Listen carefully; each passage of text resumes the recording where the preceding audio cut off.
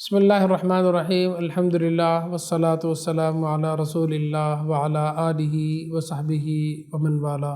مشاہدین کرام، حضرات و خواتین، السلام علیکم ورحمۃ اللہ وبرکاتہ۔ آج 19ویں تراویح کا خلاصہ یعنی سورۃ الاعلیٰ سے سورۃ الناس کے اختتام تک کا خلاصہ پیش کیا جاتا ہے۔ یہ تمام صورتیں مکی صورتیں ہیں۔ سورۃ الاعلیٰ کا موضوع توحید، آخرت اور نبی صلی اللہ علیہ وسلم کو ہدایات، اللہ کو ان اسماء حسنہ سے یاد کیا جائے جو اس کے لیے موضوع اور مناسب ہے۔ پھر بتایا گیا کہ تمہارا رب وہ ہے جس نے کائنات کی ہر چیز کو پیدا کیا، اس کا تناسب قائم کیا، اس کی تقدیر بنائی اور اسے وہ کام انجام دینے کی راہ بتائی جس کے لیے وہ پیدا کی گئی ہے۔ نبی صلی اللہ علیہ وسلم کو ہدایت کہ آپ اس فکر میں نہ رہیں کہ قرآن لفظ بلفظ آپ کو یاد کیسے رہے گا، اس کو آپ کے سینے میں محفوظ کر دینا ہماری ذمہ داری ہے۔ پھر بتایا کہ آپ کا کام صرف حق کی تبلیغ کر دینا ہے، جو نیک بخت ہے وہ اسے قبول کرے گا اور جو بدبخت ہے وہ اسے گریز کرے گا۔ پھر فرمایا فلاح صرف ان لوگوں کے لیے ہے جو عقائد، اخلاق اور اعمال کی پاکیزگی اختیار کریں اور اپنے رب کا نام یاد کر کے نماز پڑھیں۔ لوگوں کا حال بیان کیا کہ وہ فانی دنیا کے پیچھے پڑے ہیں، حالانکہ آخرت باقی، افضل اور بہتر ہے۔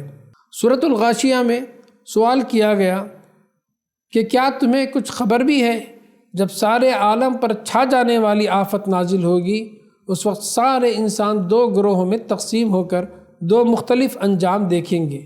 ایک وہ جو جہنم میں جائیں گے اور سخت عذاب جھیلیں گے، دوسرے وہ جو عالی مقام جنتوں میں جائیں گے اور ان کو ایسی ایسی نعمتیں میسر آئیں گی۔ آخرت پر انہیں تعجب ہے، کیا انہوں نے گرد و پیش کی دنیا پر نظر ڈال کر سوچا نہیں کہ یہ اونٹ کیسے بن گئے، یہ آسمان کیسے بلند ہو گیا، یہ زمین کیسے بچھ گئی، یہ رنگ برنگے پہاڑ زمین پر کیسے ابھر آئے۔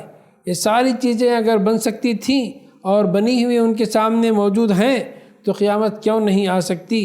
اگر کوئی نہ مانتا تو نہ مانے، آپ کا کام تو لوگوں کو صحیح اور غلط کا فرق بتا دینا ہے اور غلط راہ پر چلنے کے انجام سے خبردار کر دینا ہے۔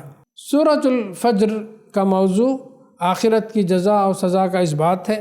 شروع میں فجر اور 10 راتوں اور جفت اور طاق اور رخصت ہوتی ہوئی رات کی قسم کھا کر سامعین سے سوال کیا گیا کہ جس بات کا تم انکار کر رہے ہو، کیا یہ چیزیں اس کے برحق ہونے کی شہادت دینے کے لیے کافی ہیں؟ پھر تاریخ انسانی سے عاد، سمود اور فرعون کے انجام کو پیش کیا گیا کہ جب وہ حد سے تجاوز کر گئے، زمین میں فساد مچایا تو کس طرح ان پر اللہ تعالیٰ کے عذاب کا کوڑا برسا۔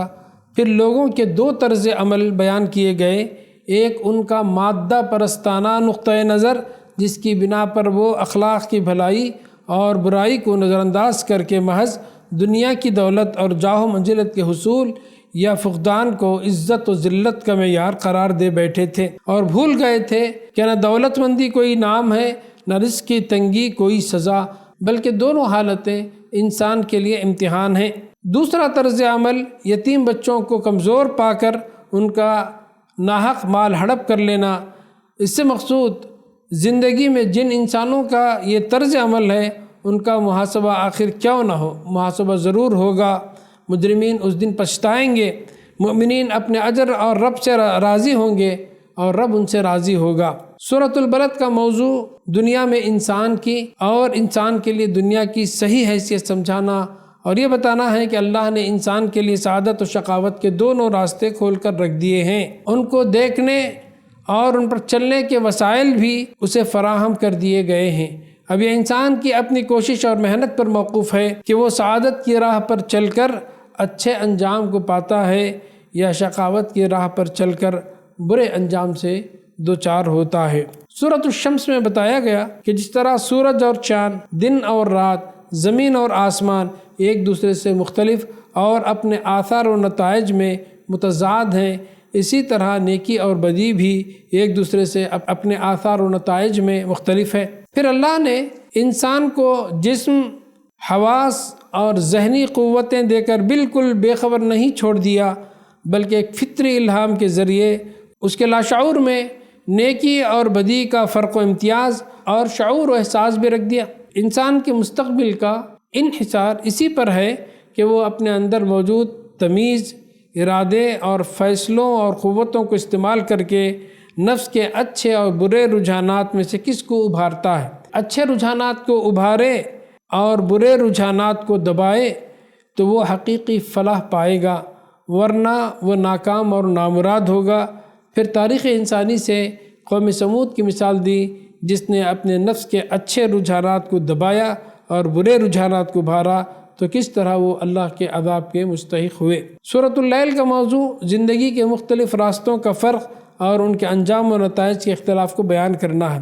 اس میں بتایا گیا کہ نوع انسانی کے افراد، اقوام اور گروہ دنیا میں جو سعی و عمل بھی کر رہے ہیں وہ لازماً اپنی اخلاقی نوعیت کے لحاظ سے اسی طرح مختلف ہیں جس طرح دن رات سے اور نر مادہ سے مختلف ہے۔ پھر سعی و عمل کے وسیع مجموعے میں سے 3 اخلاقی خوبیاں اور 3 اخلاقی خرابیاں لے کر بتایا گیا کہ یہ دونوں طرز عمل اپنی ظاہری ہیئت اور انجام کے اعتبار سے ایک دوسرے سے صریح مختلف ہیں۔ 3 خوبیاں یہ کہ آدمی مال دے، تقوی اور پرہیزگاری اختیار کرے اور بھلائی کو بھلائی مانے۔ اللہ اس کے لیے زندگی کے اوصاف اور سیدھے راستے کو سہل کر دے گا۔ اور 3 خرابیاں یہ کہ وہ بخل کرے، خالق و مالک کی رضا اور ناراضی سے بے پرواہ ہو جائے اور بات کو جھٹلا دے تو اللہ تعالیٰ اس کے لیے زندگی کے سخت راستے کو سہل کر دے گا۔ پھر بتایا کہ اللہ نے انسان کی رہنمائی و ہدایت اپنے ذمے لے رکھی ہے، وہی دنیا آخرت دونوں کا مالک ہے۔ نیک بخت کا انجام نیک اور بدبخت کا انجام بد ہے۔ سورۃ الضحیٰ اور انشراح کا موضوع رسول اللہ صلی اللہ علیہ وسلم کے سلسلے وحی کے رک جانے پر جو پریشانی لاحق ہوئی اس پر تسلی دینا ہے۔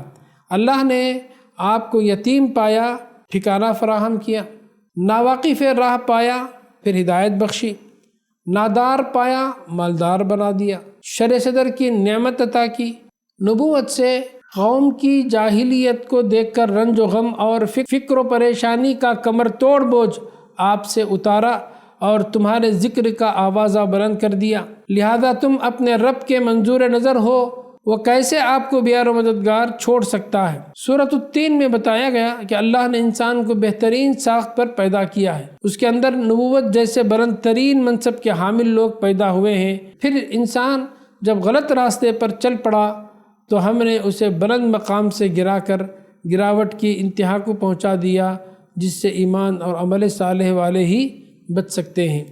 سورہ علق کی ابتدائی 5 آیتیں پہلی وحی ہیں جو نبی صلی اللہ علیہ وسلم پر نازل ہوئی، جس میں حکم دیا گیا کہ اپنے رب کے نام سے پڑھو، جس نے منجمد خون کے لوتھڑے سے انسان کو پیدا کیا، جس نے قلم کے ذریعے اسے علم سکھایا اور انسان کو وہ علم دیا جسے وہ نہ جانتا تھا۔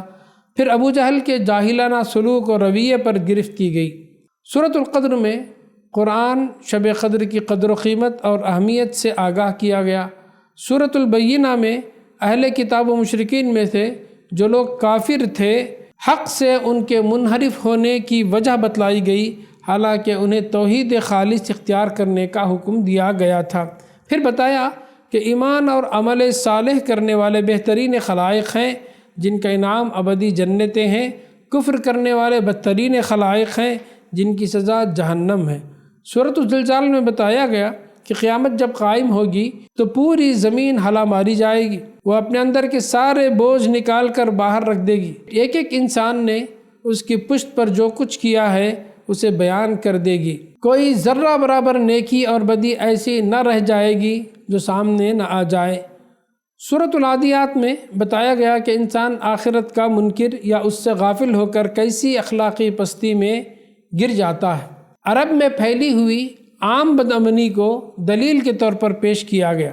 سورۃ القاریہ میں قیامت کے عظیم حادثے کو کوٹ کر کے ذکر کیا گیا کہ لوگ اس دن پروانوں کی طرح بکھرے ہوئے ہوں گے، جس کے پلڑے بھاری ہوں گے وہ دل پسند عیش میں ہوں گے، جس کے پلڑے ہلکے ہوں گے وہ بھڑکتی ہوئی آگ میں ہوں گے۔ سورۃ التکاثر میں لوگوں کو اس دنیا پرستی کے برے انجام سے خبردار کیا گیا جس سے مرتے دم تک وہ زیادہ سے زیادہ مال و دولت اور دنیاوی فائدے اور لذتیں حاصل کرنے کی دھن میں اپنے رب، آخرت اور اخلاقی ذمہ داریوں سے غافل رہتے ہیں اور لب گور تک پہنچ جاتے ہیں۔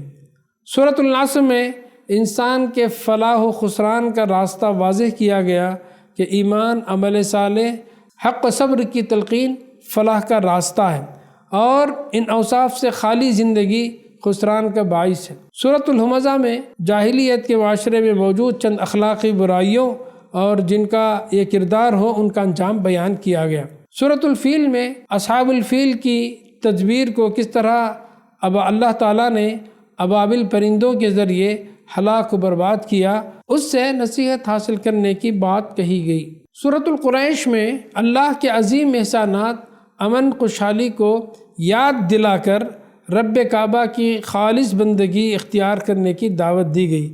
سورۃ المعون میں بتایا گیا کہ آخرت فراموشی کس طرح انسان کو بخیل بنا دیتی ہے کہ وہ برتنے کی معمولی چیزیں تک مستعار دینے سے گریز کرتا ہے۔ سورۃ الکوثر میں نبی صلی اللہ علیہ وسلم کو خوشخبری دی گئی کہ اللہ نے آپ کو حوض کوثر اور خیر کثیر عطا کیا ہے اور آپ کا مشن قیامت تک جاری و ساری رہے گا اور آپ کا دشمن ہی دم کٹا ہے۔ سورۃ الکافرون میں مسلمانوں کو قیامت تک یہ تعلیم دی گئی کہ دین کفر جہاں جس شکل میں بھی ہے ان کو اس سے قول اور عمل میں برات کا اظہار کرنا چاہیے اور بلا رعایت کہہ دینا چاہیے کہ دین کے معاملے میں وہ کافروں سے کسی قسم کی مداہنت یا مصالحت نہیں کر سکتے۔